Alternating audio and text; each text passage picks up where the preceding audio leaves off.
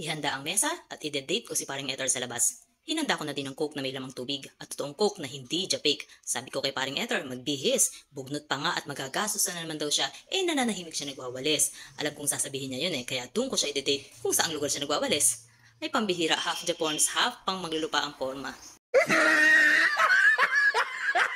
Kaya ayan, dinala ko ang date sa bakuran. Umorder ako sa Bros Biryani na 3 taon ko nang binabalik-balikan.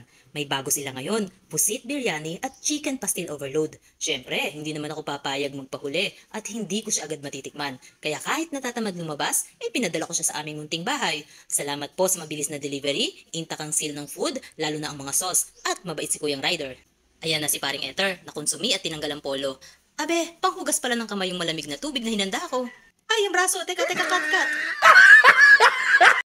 Kain na tayo. Excited na ako. Abe, may kamay na sumisimple ng dampot ng ulo. Nag-isa naman kami. Kita niyo? Sobrang sarap. First bite. Inuna ko talaga yung pusit biryani.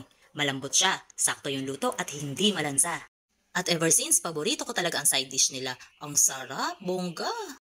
Lagot na naman ako sa nanay ko, namumuwala na naman ako. Teka't masubuan nga si paring Ether. Sweet! Tignan mo tong isa, nakakamay mula umpisa. Ninanam ng bawat subo niya.